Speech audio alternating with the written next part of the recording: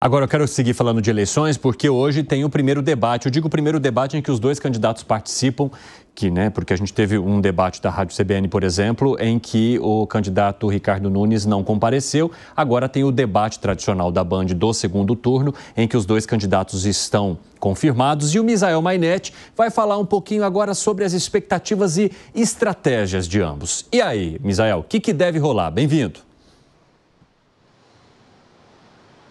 Olá, de novo, muito boa tarde para você, Evandro, e para todo mundo aí no estúdio, que você que acompanha o 3 em 1, debate confirmado hoje à noite na TV Bandeirantes. Conversei agora há pouco com a assessoria de Ricardo Nunes do MDB e de Guilherme Boulos do PSOL, ambos confirmaram presença. Informação importante porque, como você mencionou, Ricardo Nunes não compareceu no debate da semana passada, mas nesse ele já confirmou presença. Na semana passada, Guilherme Boulos adotou uma postura de ataque e também irônica por conta da ausência de Ricardo Nunes, e também na semana passada, quando a gente acompanhou Ricardo Nunes em agenda, Nunes disse que Boulos não aprendeu nada do que aconteceu com ele por conta daquele laudo falso médico que foi publicado pelo candidato Marçal do PRTB. Por que Nunes fez essa afirmação? Porque, de acordo com Nunes, o Boulos vem mentindo sobre ele.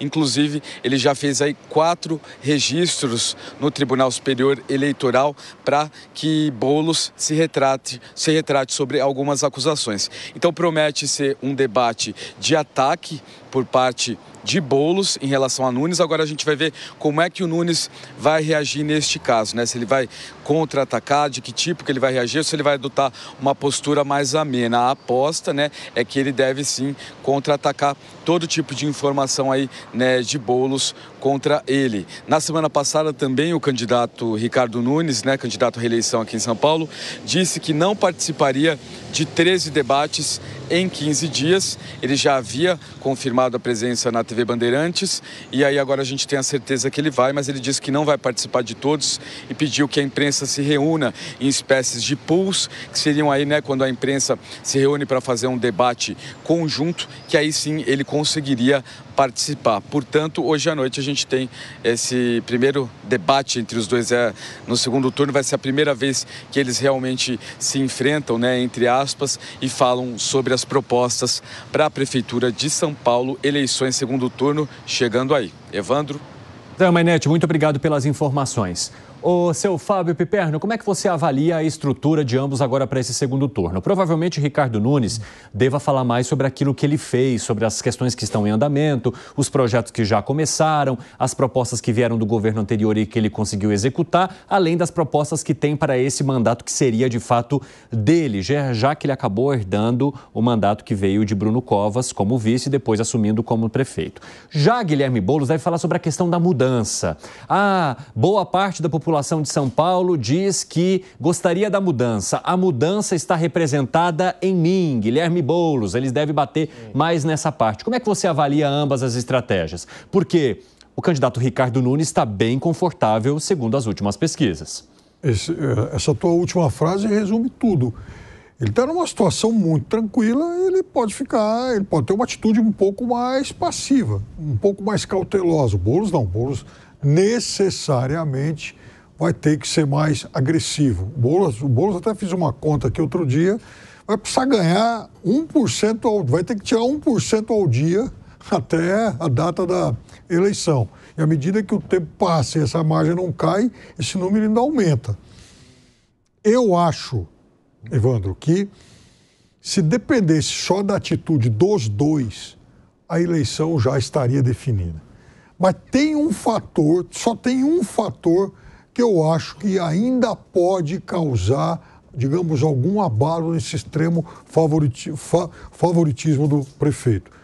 É o fator Pablo Marçal. Nesse final de semana, ontem, para ser mais específico, ainda circulou uma outra pesquisa feita pela Quest, que mostra, se num cenário de eleição presidencial, se fosse feito hoje, o presidente Lula bem mais à frente, e o segundo, Pablo Marçal, na frente do governador Tarcísio. Ora, Pablo Marçal de bobo não tem nada. Ele é frio nesse sentido, ele é estrategista. Ele está olhando aqui e fala, opa, puxa vida, já tá bom para mim. Se o Boulos ganhar, fica melhor ainda, porque, afinal de contas, o Tarcísio vai sair um pouco mais arranhado. E se numa dessa ele faz algum movimento inimaginável, né, na direção do Boulos? Não sei, mas eu acho que essa seria hoje a única chance do candidato pessoal.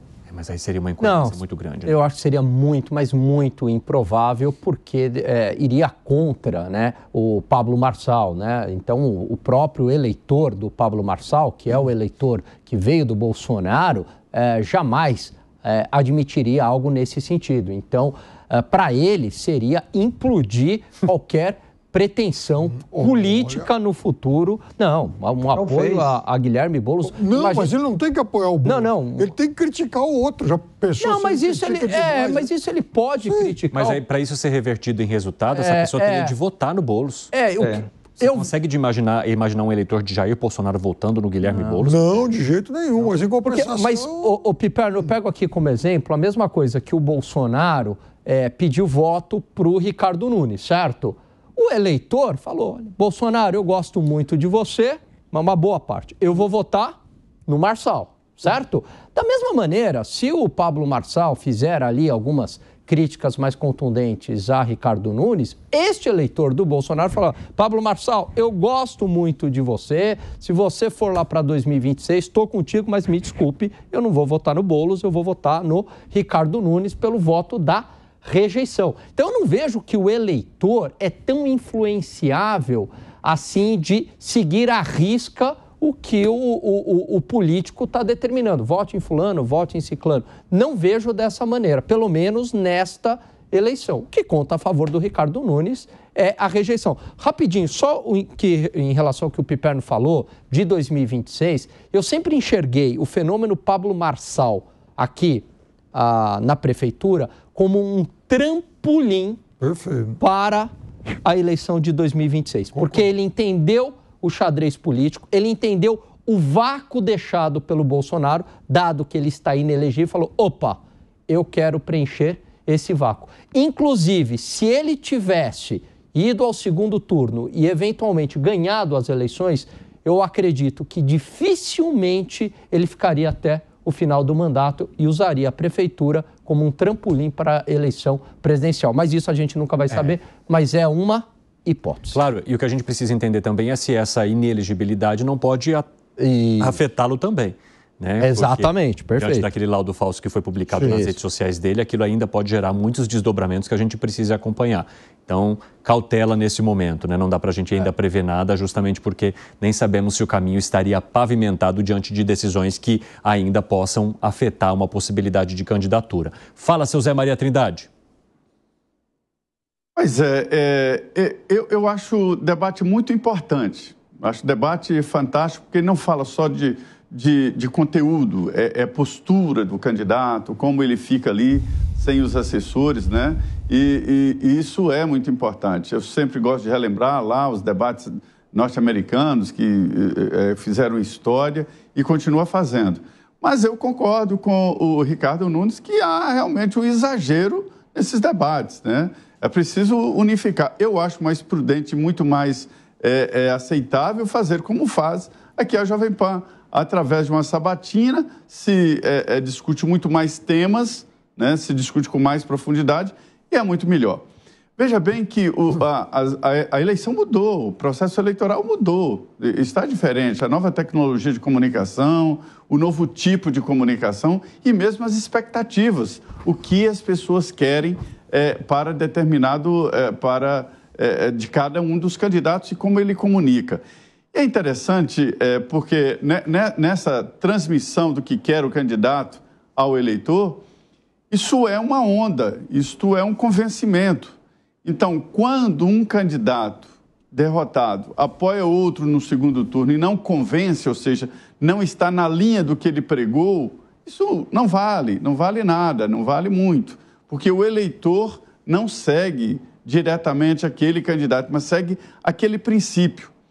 E eu tenho a impressão que os candidatos sabem disso, porque eles acabaram adotando projetos dos derrotados, ou parte de projetos dos derrotados.